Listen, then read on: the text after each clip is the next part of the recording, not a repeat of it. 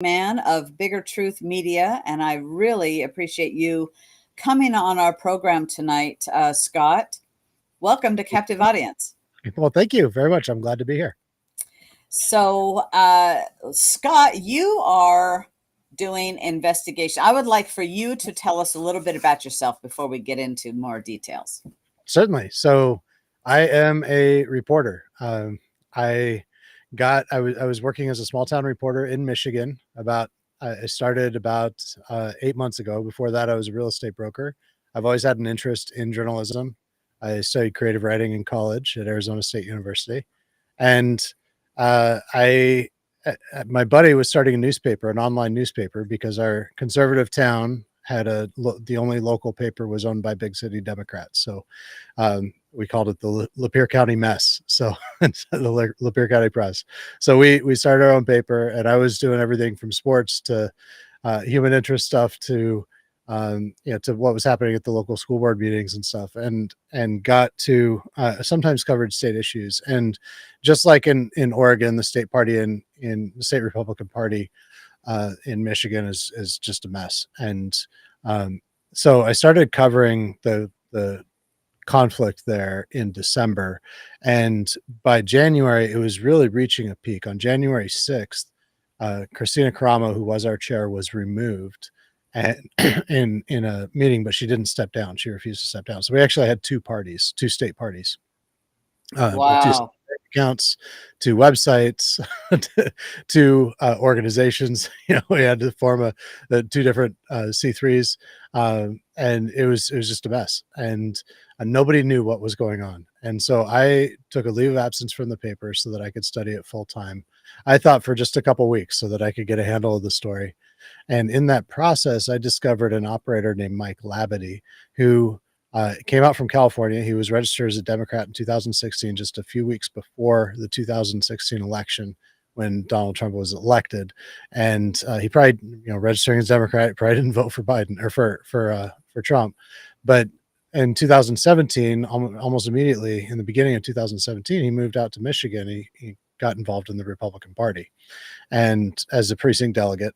And he worked his way up to a district, be on the district candidate search committee by 2019, looking for a candidate for Secretary of State because he wanted our really Marxist Secretary of State to win. And he ran her campaign. And I had 5 whistleblowers that came out publicly in my first report in mid-January. And he ran her campaign, really controlling, just an extraordinary amount of control, especially over her language.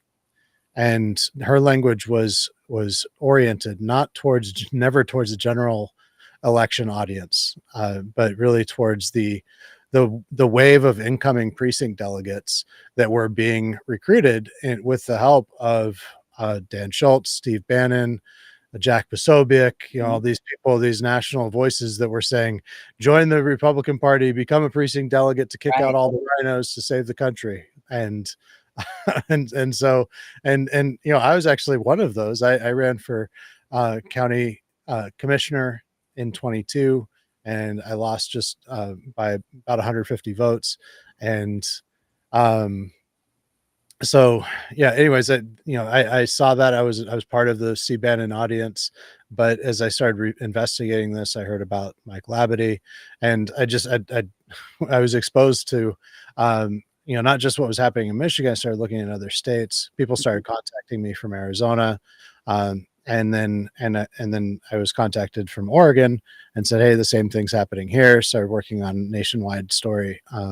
And so here I am. And what I now understand is that this is a nationwide operation to infiltrate the grassroots and really create a cult-like following that really is, like a Christian nationalist kind of cult that is really not a Christian cult at all.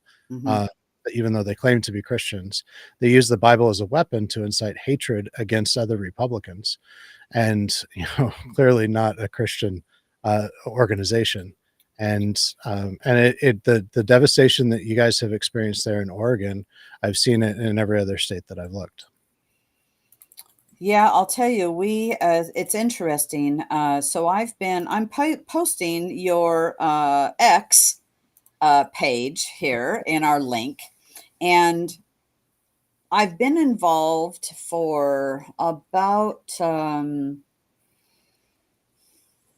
years. And I'm currently a Umatilla County chair here in the state of Oregon.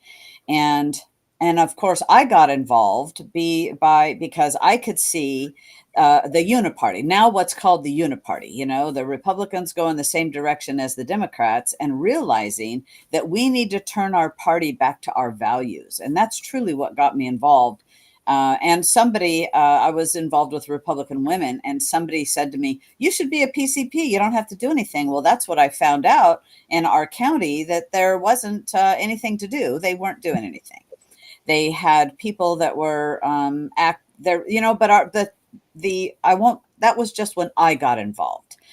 Previously, I know our party had been in our county, had been doing things, and now our party is doing things in our county. But seeing what's gone on in our state party, going from utter chaos to calm, because we didn't have any leadership. Many people, it's interesting to see that many people want to get involved with the leadership of the state party as a springboard to a higher office, thinking that that is what is going to be. Well, I haven't seen that work yet, but people keep trying it. And but I have saw our party. We had 5 years of good, steady growth, cleaning up the messes of previous administrations, and it was really good. Then we had a slate of senators in our state that decided they want to run for the leadership of our state party, and I, as others, were going, "What for?" We're getting good donations. Have a strong group of people that are working together, rowing in the same direction. And this was at a critical time for our governor's election. And I was running for vice chair of the party with our former chairman that did not get reelected, Bill Courier. And I'll tell you, under his leadership, he's a person who he wanted to do what was best for the party, not what he was, and not for his own personal gain, is what I'm saying. And I'll tell you, he under his leadership and those that were around him, because it is more than one person, our party was doing so well. And when this slate of failed senators got elected, I was astonished. And it was at the time of, you had brand new PCPs and the mantra of change. Oh, we've got to have change. That was the mantra.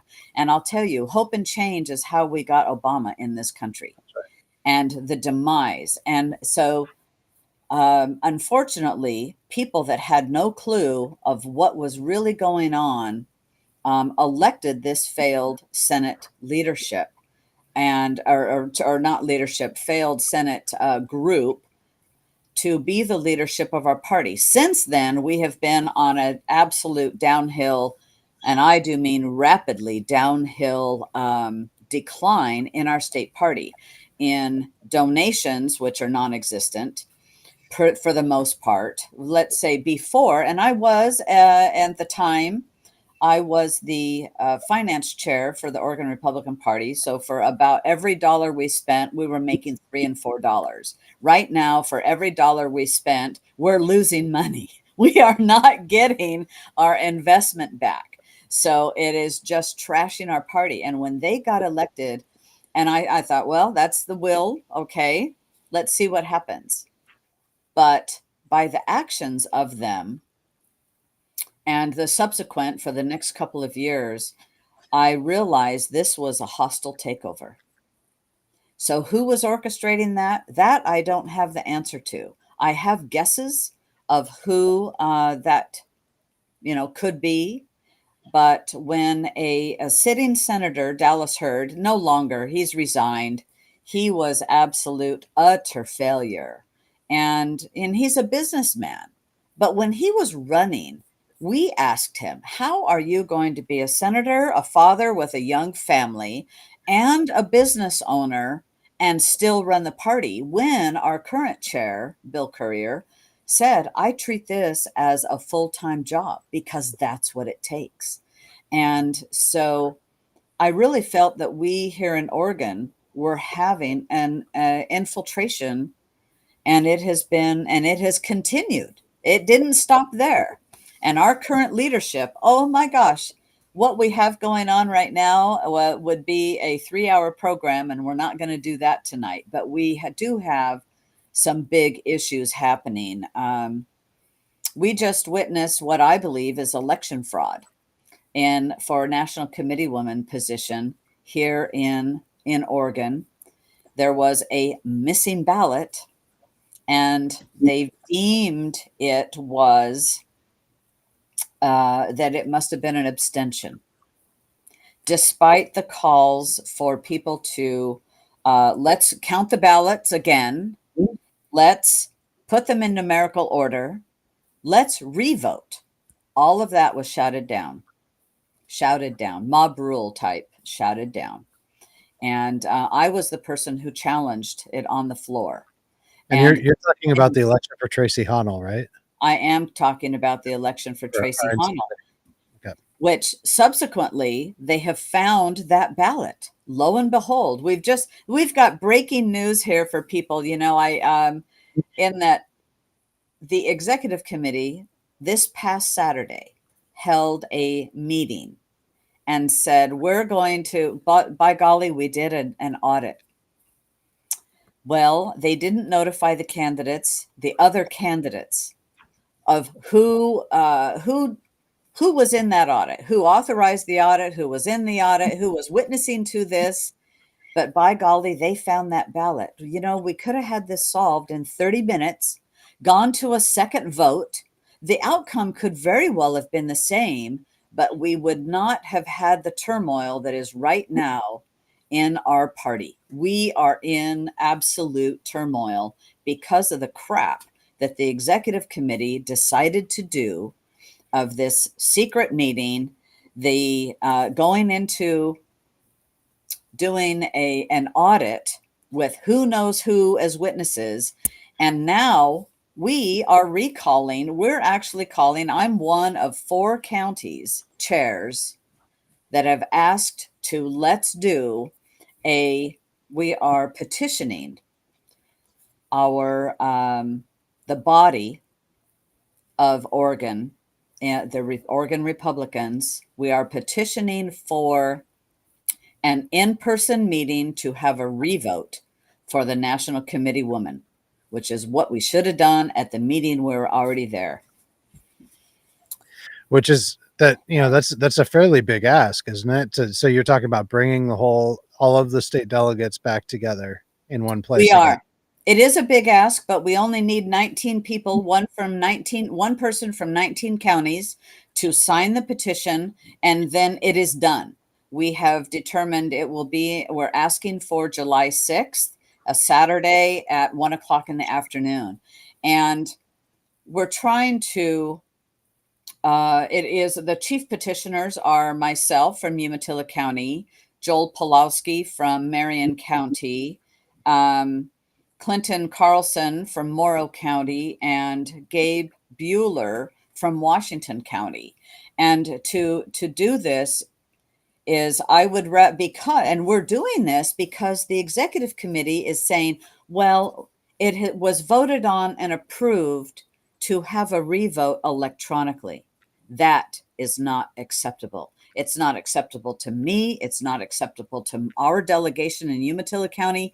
And I believe it is not acceptable by many people in the state of Oregon that are elected to go and vote at a meeting. This is not how we should be doing it.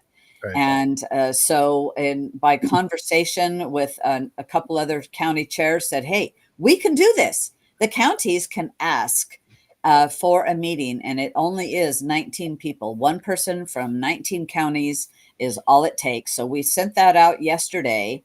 I'm sorry to say that I do not have a count of how many signatures or petitions from different counties we have received.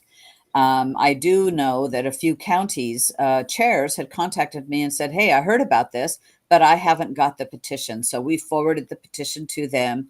And, this is how you correct how counties can affect the change in the state party when they are not getting what they want or what is needed for our party.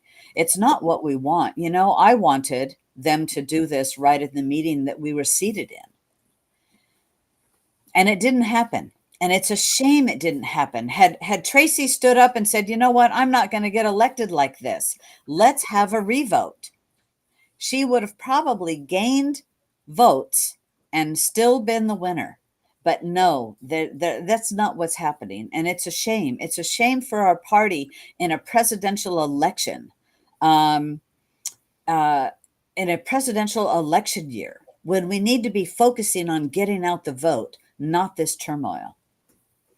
This is just crazy. It's always the so-called election integrity experts. I'm sure they're in Oregon.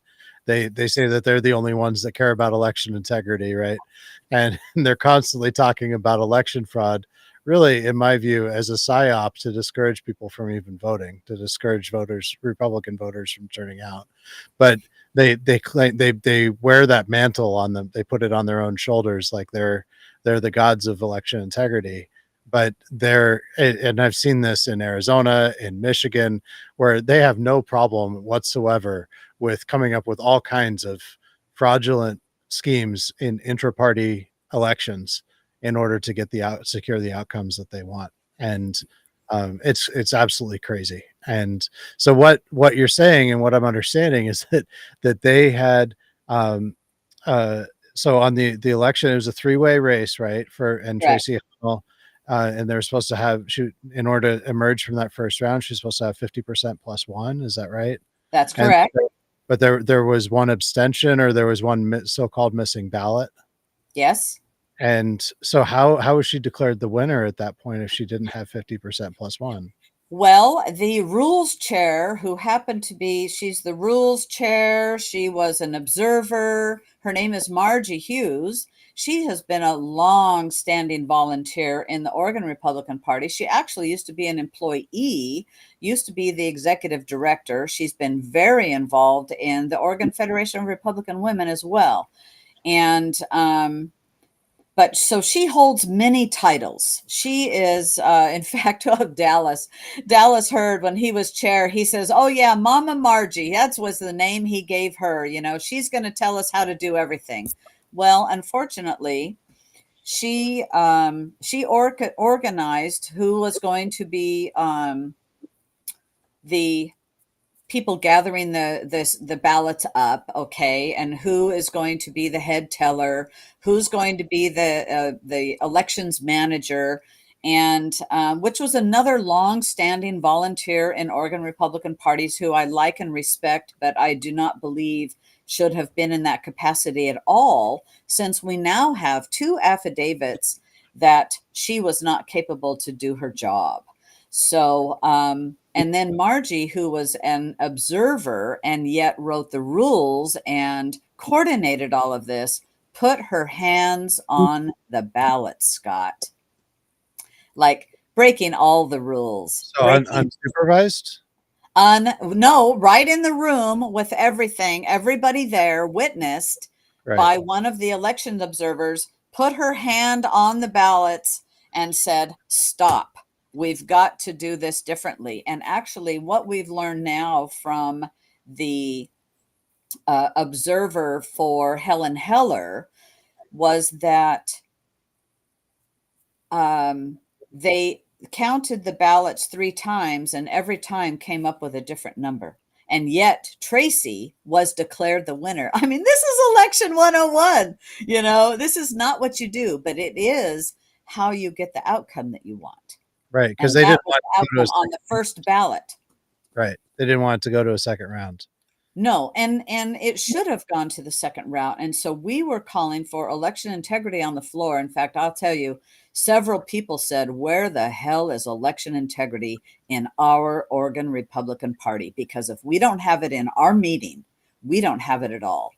And it's so, I truthfully, I hate talking about this because I've given so much to our state party in volunteer time and building up our county, and our county is doing well. Is there room for improvement? Yes, there always is. And we need more volunteers, but I'll tell you, the beauty is we're growing. But at the state leadership, that's where you have to have the bar set damn high. And your morals and ethics and scruples have to be above reproach and do what's in best for the state party, not what for their own self-interest. Do you think that there's 19 counties that are on your side with I this? do. Yes, I do. How many Yes, counties I are do. there in Oregon? Pardon? How many counties are there in Oregon? There's 36, which brings up an interesting point. Out of 36 counties, we only have 34 that are organized. So actually, the threshold should be even smaller because the other counties are not organized. They don't have a chair, they don't have any PCPs. So I don't, and I was thinking about that today, saying, I think the threshold could be less. So I'm going to be looking into that. As we to see what get guidance on that. But I do believe we have 19 counties. Yes. And has there been any word from the RNC? Because I know that there was the Well, chat. I did file a challenge to this election to the RNC, and then I filed a second challenge or an addendum amendment to my challenge, and now just yesterday another challenge has been filed to the RNC from the second congressional district here in Oregon, the chair and several of the officers. And for those that don't know this, the second congressional district in Oregon compiles more than half of the state lands. It is huge. We are a lot of the state by land, but not by voter, because this is, it's ranching. We are out in open space, open country. They're trying to fill all of this up with wind turbines and solar panels, and so it's a huge district that comprises of many counties. And I'm sad to say, I don't know exactly how many counties, but unfortunately, there is a couple of counties that are in CD2 that don't support this. And the shame of it is that it's because, well, I just don't, one told me, I just don't think it's right that we do this. Well, hello, to fix an election. You weren't also at the meeting. You weren't at the meeting. And so we need to, 22 counties. Lynette, who is a good friend of mine, she says 22 counties in CD2. So, just in CD2, we ought to be able to get this petition just out of CD2, by golly. But there are those that, some people are, as you said in your intro, some people it's almost cult like, and they want to follow what they feel is right, even though they're not believing their eyes, not believing their lying eyes or their lying ears, and of what they see and hear. They think, oh, that person must be wrong. Right. And our challenge to this election is not wrong at all. And so I really didn't think we were going to talk about our whole election thing tonight here, but here we are. Well, it's big in current news. So, and it sounds like most of your audience just didn't. This is new for most of your audience too. So it's It good. is, because it's been, I'm a person that I don't feel like putting a lot on social media. What is our in-house party squabbles? Because, hey, it just feeds the Democrats. But when we're having something like this, more people need to hear the truth of what's going on. And, I was reading about your on X, formerly Twitter, you have pinned a post of the various things that these infiltrators, they have these commonalities. Would you Mhm. talk about that a little bit? Yeah, I'm gonna pull it up because I don't have it memorized. It was just kind of brainstorming in the spur of the moment, but I've got it right here. Yeah, so it was, and there's a lot more. I listed 13 here. Do you want me just to kind of go through the list? Oh, sure. Hey, go ahead. I because and I think you'll see a lot of these things in Oregon, and then there's some more things that have come up after I posted created Well, this list. well, this is why I want you to do this, because I want people to listen. It's not my voice; it's an observation that you have made. And Mhm. when I read through this, I go, "Oh yeah, I recognize this happening in Oregon, in the Oregon Republican Party." So Mhm. please Yeah, do. they call themselves America First. That's their big thing. They're America First, and the rest of the Republicans are not. Ridiculous, because I've never spoken to a Republican that doesn't think that America's interests should be our highest priority. I'm not sure what America First means to them, other than it's a set of purity. It's some establishment of a purity test. Just like if you ask them to define a rhino, they can't really do it. It's basically anybody to them that is bad within the party. But really, what it is, it's not an ideological difference. It's just that they don't vote exactly the way they want them to vote on, and especially on intra-party things. If it I mean, Right. you can agree on just about everything, on abortion, on transgenders in schools and women's sports, pornography in libraries. We can agree on just about everything that's going on. Taxes on just about everything. But you're a rhino if they can't control you. And that's really, that's what it really comes down to. It's about control.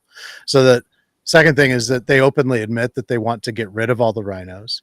The third, number three, the people that they're attacking are not rhinos, but they're clearly Republicans with a long track record as a hardworking conservative who do not belong to their club, group, or cult.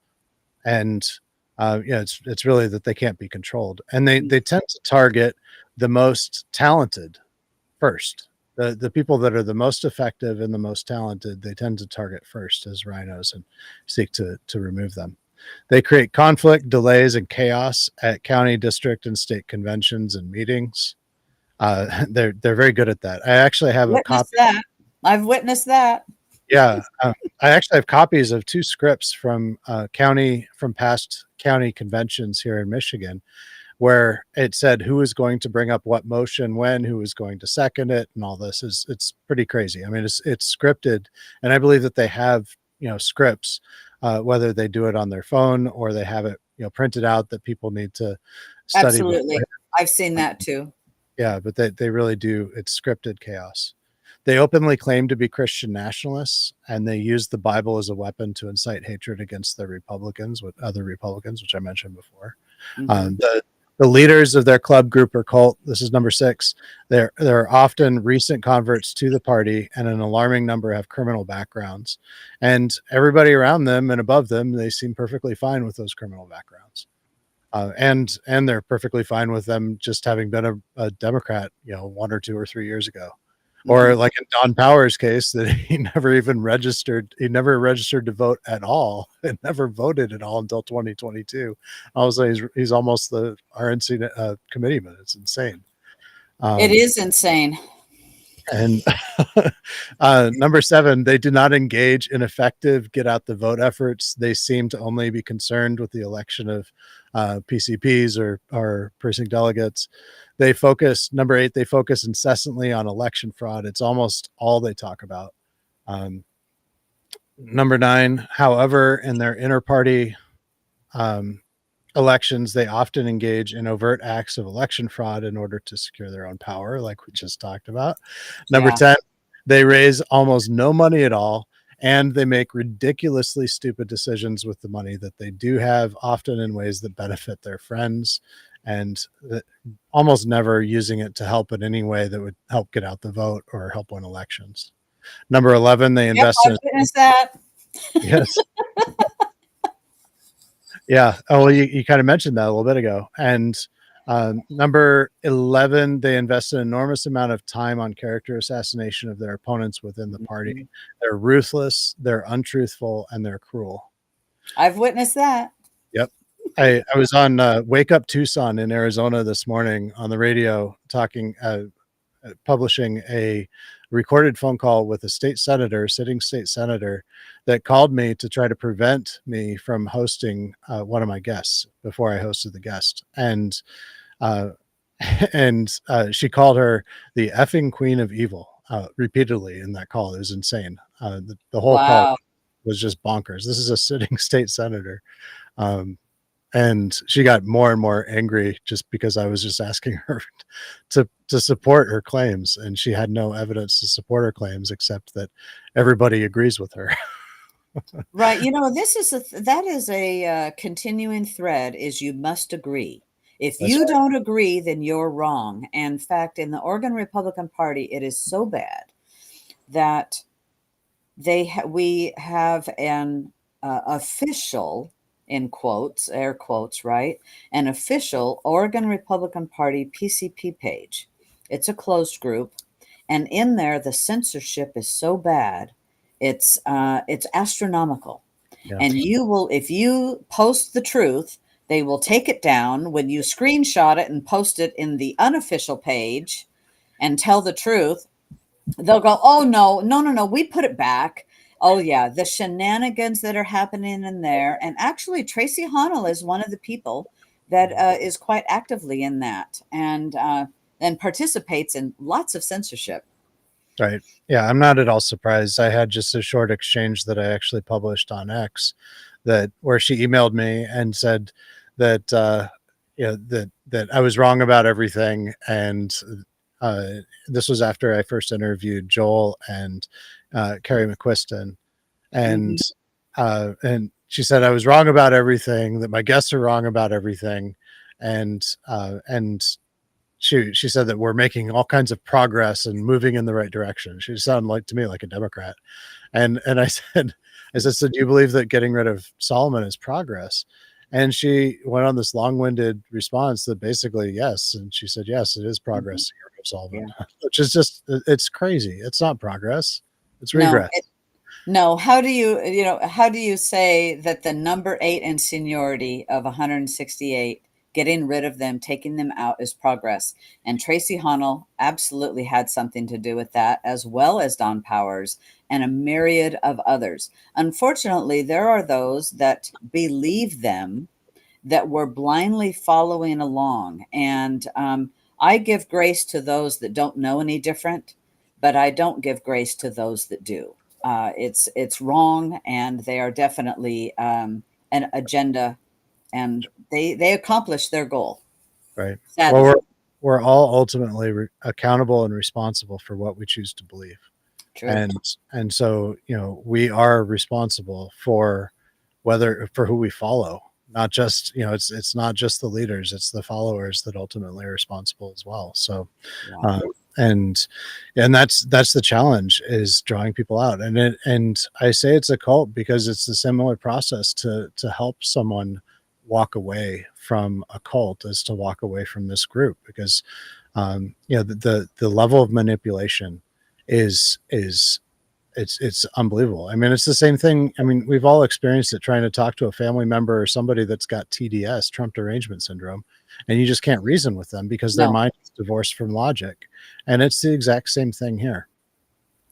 So, And so, and that's another thing. There are people that say that they are good conservatives and want to help our party move forward and actually hate Trump. They are never Trumpers. And for me, I can't fathom that. I can't, okay, maybe forget the personality. Look at the accomplishments. Look at what the man has accomplished. And how do you discount a billionaire? Hello, this is not a stupid person. And what he has accomplished, not promises made, promises kept, but also the exposure, waking people up to what is wrong in our country. And just like any time you're cleaning house of anything, the mess always gets worse before it gets better. And I feel that that's what we're going through as a nation. Mhm. Yeah, I definitely agree with you. I think that the number one issue to me, I am a single issue voter, and that issue is the elimination of the deep state, the bureaucratic Marxist, bureaucracy that wants to control every aspect of our lives. And there's only one man who can, and that is something that the executive branch, according to our Constitution, has the power and authority to rid us of, because it's part of the executive branch. The whole deep state is part of the executive branch, and so the president is the only person who can really do that, and the only one who could become president, who has the cojones to stand up to this absolutely and tyrannical regime, is President Trump, and he's doing it. He's modeling that with what he's doing, and with fighting against the lawfare. So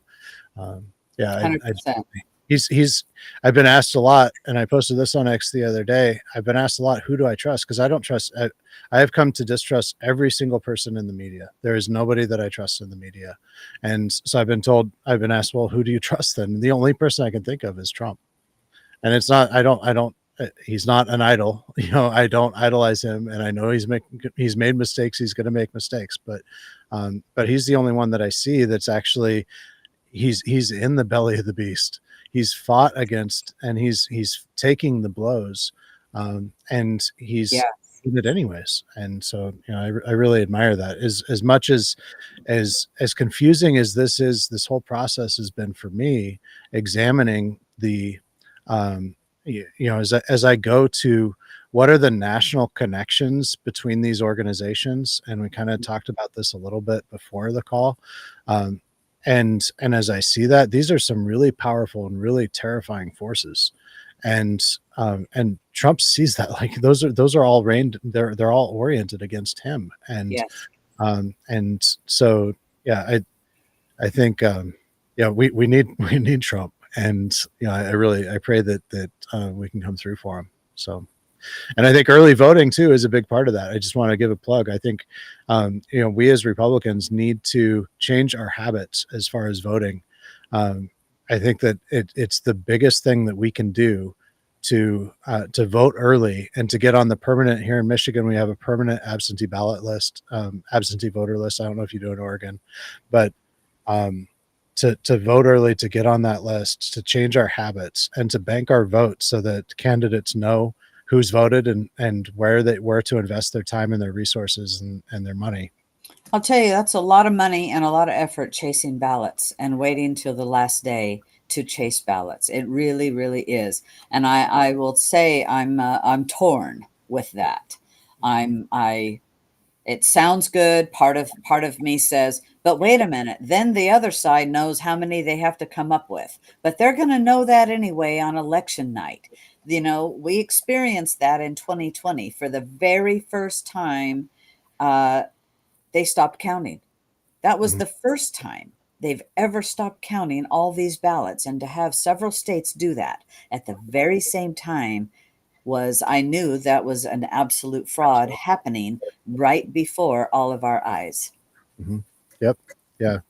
Well, and we saw in 2022, especially in Arizona, what happens when a sizable chunk of Republican voters waits until election day to vote. It doesn't take much for them to pull some shenanigans and put all of those ballots, make them all into provisional ballots. And that's what happened. And that's why Arizona lost in 22. That's why Republicans lost in Arizona, is because they waited until election day. Yeah. And so, if Democrats have in most states right now, Democrats have a 2-to-1 advantage in early voting, in early voters. And if we can bring that to even going into election day, I think that we have a really good chance. Okay. So that's a total aside. Yeah, definitely. I really do think that that's an important issue. Yeah. As I've been researching this. Do you want me to go on with the list? Well, hey, just hit the high points there. Sure. Yeah, and we're almost through it. We're on number 12. So the strange narratives the same strange narratives filter through their organizations in the same way that we see happen in the media on the left. And and it's very interesting to watch them, just like in the channel, like in that private group that you were talking about, was Yeah. a Telegram or Signal or whatever. And they use either Telegram or Signal for that, and mostly Telegram in every state that I've looked at. And the way that they filter these narratives through, it's pretty crazy. Number 13, the people on the right they're on the right side of this. They're really a delight to talk to. These are people that they volunteer with the party because they want to win and because they want to give of themselves, and they're the treasure of their own knowledge and experience, and they're talented, effective, professional, hardworking, and well connected, and they're targeted because of it. So you're absolutely right. And so, like, to that point, I've seen about 5 counties in Oregon that have been targeted. Baker County is one where you had a long-standing chair that was doing good things in their county moving forward. And so what I'm seeing targeted is good, effective counties that are doing good things. And so I realize here in my county, I'm going, well, let's see what happens. I've got recordings of somebody trashing me several years ago, telling a group of people when I was running. I've ran for National Committee Woman, so there's going to be those that go, oh, Sunny just wishes she ran or she won. And well, actually, there was a little bit of an election anomaly even when I ran. And guess who ran that election? Margie Hughes. Margie Hughes ran that very same election, but it's not sour grapes for me. It's whatever, but let's make the process be correct. And if we have issues, those people that were in those problems, let's eliminate them. Like I believe Margie Hughes should never run an election again. Shouldn't be allowed to pick the teller, shouldn't have anything to do with that. We have to clean up our party. And we do have to recognize who is it that's causing the problems. Like Don Powers with the effigy. He has been a big mouth towards, he talks bad about me, talks bad about Solomon. I don't care when somebody talks bad about me. I must be getting closer to the target. And I worked at construction. I'm a contractor. I have got thick skin. Let me tell you, it's not gonna ruffle me at all. But he's definitely been a mover and a shaker, and he came into our party as an appointment from the failed Senator Dallas Hurd when he was our chairman. That's where Don Powers came into our party. And there are others that have been appointed by Dallas Hurd or Herman Bartscheiger. He's a county commissioner. I don't know if he still is. He used to be a senator and a county commissioner, and he did nothing good for our party whatsoever. And we have a chair now who is much like Biden. I like Justin Huang very much as a person, but he is not a strong leader. And we need a strong leader. We need somebody who has the cojones to run this party and speak out the truth is what we need. And so who wears the pants at ORGOP? Right now, who's wearing the pants? It appears to be our vice chair, who is Dr. Angela Plowhead. Believe it or not, she's a psychologist or psychiatrist. I don't know which. And in fact, when she ran to be vice chair and asked me for her vote, I said, how are you going to run your business? Why would you want to be, the vice chair of the party when you have a successful practice, apparently? And she says, no, I want to give to the party. Well, now the rumor has it she has her sights on running for higher office. Remember, I mentioned that, people think I'll come in and I'll see, because we have a lot of data. So they want the data, Scott, which is exactly what Dallas Hurd wanted. He tried to He tried to demand every county chair give them all of their donor lists and all of their PCP contact lists. I know that they don't have the right to ask for that. I never complied. There might have been some inexperienced county chairs that complied with that, but he was trying to data mine because he wanted to run for governor. That all played out in a meeting. And we voted no, we're not endorsing you. Just the hell resign and go away. And that's exactly what he did. So What's Dallas Hurd's background? he is has a business. He's a landscaper and a landscaping business, and he's from I want to say Douglas County. And other than that, I don't know. He was elected senator. He actually in his last term or his only term, he voted no on everything. He says, "I'm voting no on principle, even good bills." It was kind of a ridiculous thing that I saw him do. I thought that's not leading. That's just being ridiculous. And it was over masks. It was during COVID. Because we have to wear masks on the floor, I'm just going to vote for everything. No on everything. And yet he would comply, put his mask on the floor, and then he would go out and he would say, wasn't wearing it. I've seen videos of him and his sham that he was doing. And it's just such a shame, but he was trying to data mine while he was the chair. Interesting. Yeah. So do you think he's kind of at the head of the snake? I actually don't. I don't think he has the intelligence for that.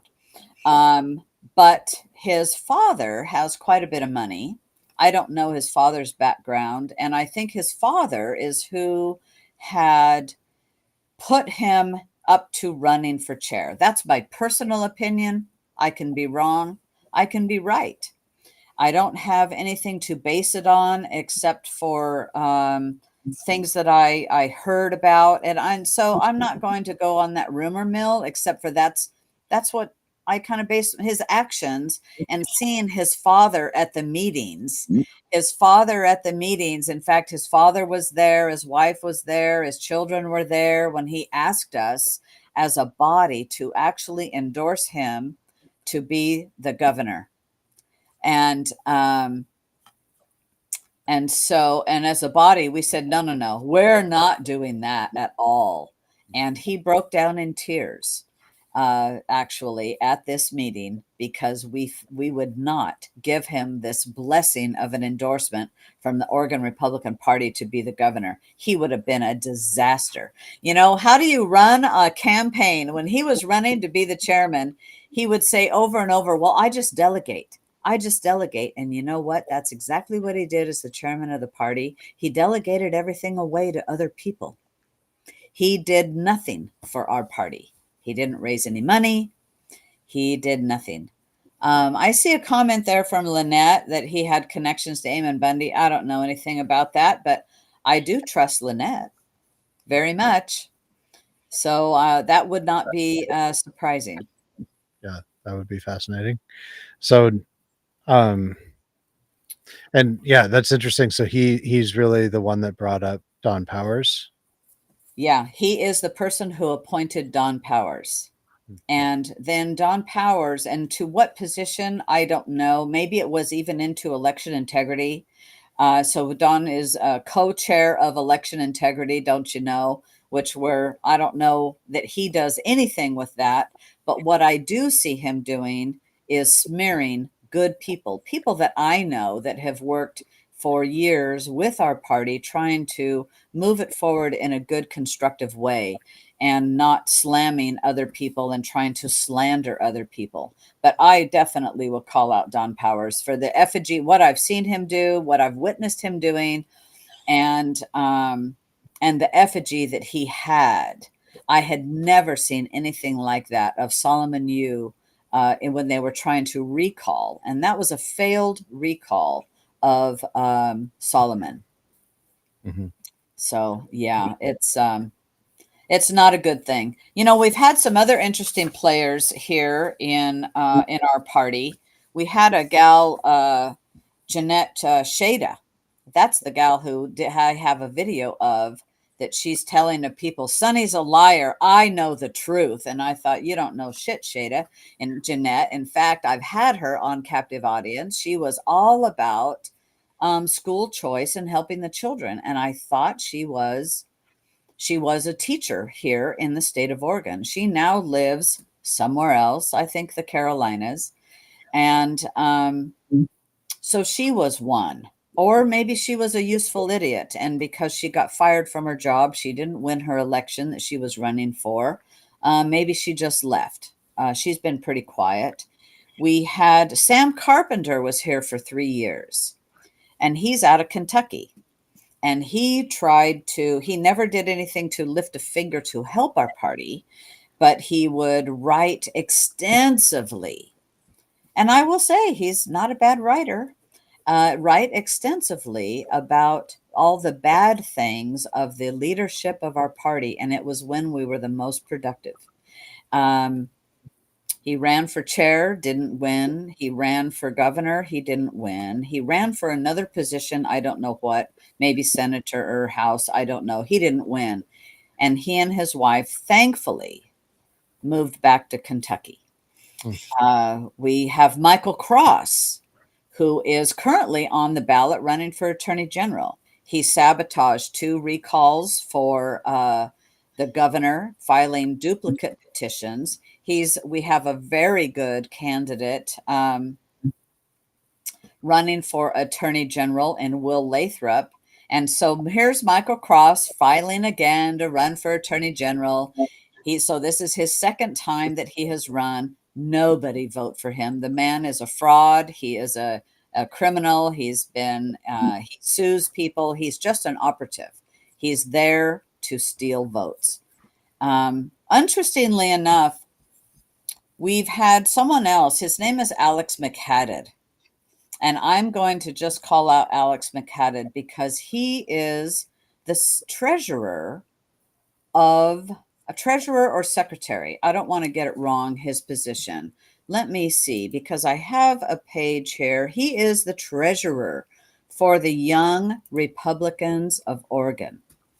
He is also the failed treasurer of the Oregon Republican Party that caused our party to have a $5,000 fine and over filings. I don't know the inside of that. I just know that we had to pay it. And I do believe he paid it.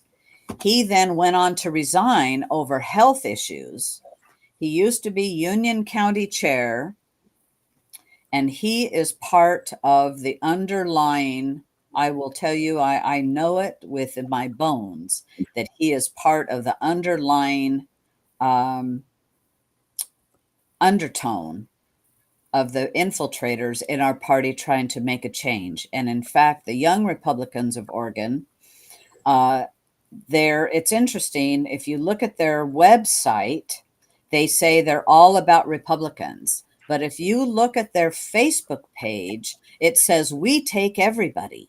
We take Democrats, independents, unaffiliated. We take everybody into the Young Republicans of Oregon on Facebook. But then the fine print says, but if you want to join us, you need to be a registered Republican.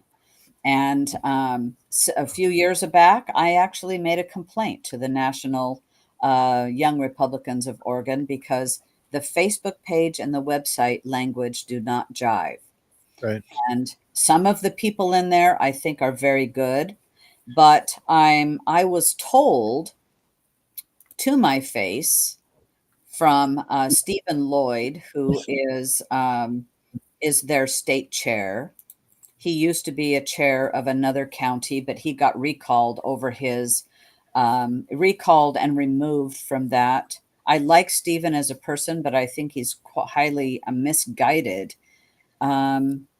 He had said to me, he goes, the Young Republicans are going to take over the Oregon Republican Party. So I know that. Wow. And they have got, he said, we've got several on the executive committee now, and we're going to continue that. So Wow. That doesn't surprise me. Okay. Yep. So I will call them out. that kind of language. That sounds just like in Arizona, the Patriot Party, Steve Daniels and Dan McCarthy. They about 3 years ago, when they formed the Patriot Party, they said, we're going to take over the Republican Party. We're gonna burn it down and build up from the ashes. And Yeah, burn it down to control the ashes. What the hell good is that? yeah, it's ridiculous. It is. But you know what it's doing is it's stopping forward momentum. Mhm. And we were, and like I said earlier, under Chairman Courier's leadership and those that were, it was, it's a group effort, but he was doing so much. We had, and I think, truthfully, I think even the Republican caucus in the state of Oregon was not liking necessarily all that he was doing. And how could that be? How can that be?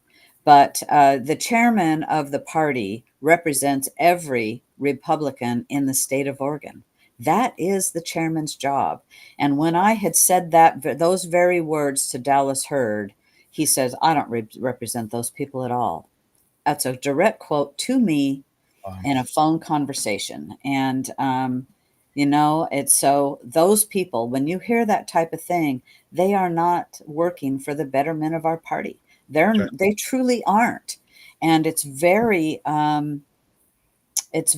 disheartening for a person like me and those that are working to forward movement of our party and for the conservative movement in our nation, because we've got a nation to save. We don't need this is small potatoes. We've got a nation to save. Yep, absolutely. Yeah. Yeah. And when I don't think, it's like those people that drive around with a coexist bumper sticker. There's, Yeah. it's very difficult for a party, and I don't think that a party really can function when a segment of the party wants the party's destruction. And it's here in Michigan, actually, you asked before the call to just kind of my thoughts on solutions. And I think Michigan is in better shape than any other state in the whole country right now. The Michigan Republican Party, because we have successfully removed the cancer that was at the top. That was Wow. Ramo. She's gone. Got a temporary injunction. I haven't heard yet. I think that today we actually got that made permanent. So she could no longer call herself chair. She had to surrender the books. She had to surrender the bank accounts. She had to surrender the website, the Twitter pages, everything. She had to surrender it. And she was going kicking and screaming. Even for a couple months after the injunction, she still was disobeying it. But the reality now is we have a good chair who is doing exactly that. I mean, he sees himself as representing the entire party, and he's raising money. He's bringing people together, and they're doing Republican things, like get out the vote programs. And stuff like that. Yeah. We're not doing that. Right. I mean, I received an email. I'm a county chair. I received an email just a few days ago. Oh, this is our Get Out the Vote program. And I thought, like, where the hell was that months ago? You don't do this when the ballots drop. This is, oops. Oh, yeah, we should be doing this. Right.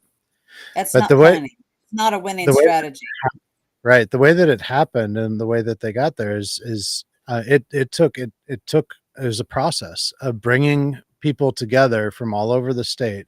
They really had to come together and talk and get to know each other. And it was amazing how it brought the whole state together. I mean, it brought, and it was a battle. I mean, because it is not comfortable speaking out against these people. No. They make it very uncomfortable to speak out against them. And until you have enough people coming together to courageously speak out against them and consistently and persistently speak out against them, and so that until you get to critical mass, that's what's needed. You have to remove these people. You can't coexist with them. You can't just hope that you get through and hope that everything's going to be okay and we get through the election. They want nothing more than the complete and total control over the party to make this a one-party state. And that party is not the Democrat Party; it's the Communist Party. That's really what they want. And you're absolutely right. And You're so absolutely right. it's and we have to see even past this election because they're looking Yes. past this election. We have to They're, play the they're out long there. game. Yes, and so you got to get out there. You got to recruit delegates. You got to look at where they're the strongest and try to hit them there, and where they're the weakest, and strengthen your numbers there. And you got to draw people all together, and you got to figure out how you can remove the ones that are at the top, and declare that they are not Republicans and they have to go. And and so every state has different bylaws and different mechanisms for removing an officer, but you got to come together and figure out how to do that. So it's hard. It's crazy. I mean, we It shouldn't is be in hard, this, but you know what? man. Things that are worthwhile aren't easy, That's right. and I want us to. I want Oregon to have a strong, cohesive, and cohesive doesn't mean they all have to agree. Just like a family, not all family members agree, but it's the bigger mission. It's the mission and having the larger vision of what we need to accomplish here in Oregon versus self-interest. When I ran for chair, I'm in my third term as chair in our county. I said, I'm not running for higher office, like political office. I've been asked to run for various positions. And I said, that's not what I got involved for. I didn't get involved to become a politician. I got involved to help the party. And with my and I've done that in many, many ways. And we need more people that are willing to do that sacrifice, and that's for the betterment of the party as a whole, because the more that we fix our own state, that is then a cog in the wheel to help the nation be better, right? And yeah, I'll tell you, would like to have you back, Scott. We've covered a lot. It's been a lot of fun. Thank you. And thank you for the, we do have hard work to do, and it is hard. And I do know that there are people in our party that, and even that are not in our party, or that aren't necessarily elected PCPs and what, that come on in and join us and join the ranks, and let's make our state better, because this is what we have to do to turn it around. And we have to have voter conversion. We have to get those unaffiliated voters being Republicans and turning in the ballots, and turning in the ballots. And we need 150,000 voters to turn this state around. And yet our party is not working on voter conversion at all. At all. Right. Well, not only that, but they're working on moving the party as far to the right as possible, because the only way, because election fraud is a reality. I mean, it really always has been. As long as there's been elections, people have tried to cheat in elections, but especially with the mail-in ballots and the lack of transparency and all the problems with elections, you need to win by a big margin. And you gotta, just like Trump said. I was at a Trump rally a couple of weeks ago. He says, you gotta be we have to make our vote too big to rig. That's right. So in order to do that, we need a large coalition of voters that includes independents, moderate, center left, moderate Democrats that are disenfranchised by their party that's gone so far off the rails, and moderate Republicans, and and even people farther right. But you can't, all these people that are saying, no, we need to be Christian nationalists. We need to go so far to the right, and we need to apply these purity tests. That is just the only reason why you would want to do that is if you want the party to fail. And so they're aiding and abetting the Democrats. So you're right. And I'll tell you, here in Oregon, one of the terms that is used is we need to have the bigger tent. Mm-hmm. That's a term that is used here. And because it is not just the Republicans that are going to take it to turn this around.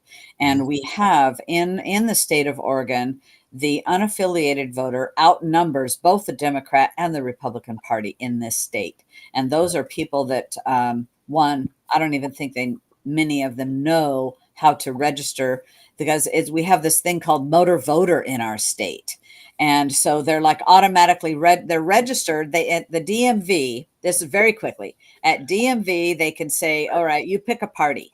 They pick a party, then they get a postcard in the mail. If they do not turn that postcard in with declaring this is the party I wanted to be affiliated with, then they automatically get reverted to an unaffiliated voter. And that's why all these people, they go, oh yeah, I just round filed that thing. Well, you have to, they don't read it, that you have to turn it in, and then you will get your voter registration for whatever party you chose. And we have so many people, and I'm fortunate in Umatilla County. We are fortunate that the Republicans outnumber the Democrats 2-1, and our unaffiliated voters logically are going to be the same affiliation, 2-1 Republican. And we as a county have been, this is not the first time, but most recently we are targeting those unaffiliated voters that actually turn a ballot in and that lean Republican, to try to get them to change to be Republicans. And I know other counties are doing that as well. And we have to work on voter conversion, but we're not getting that message from our state party. It's disheartening, but you know what? We as counties, we can take it and do it. Yeah. We don't have to wait for their leadership. That's for sure. So, hey, everybody, Scott, thank you for coming on, and I appreciate it. And we will do this again. And everybody, to share the message, share the link, and thank you for coming on, and a lot of comments tonight. Great. Thank you, and have a good night and a great weekend. Sunny, can I just give a quick plug? Yes, you can. Yeah, if you haven't seen my Substack, it's at biggertruth.substack.com. That's biggertruth.substack.com.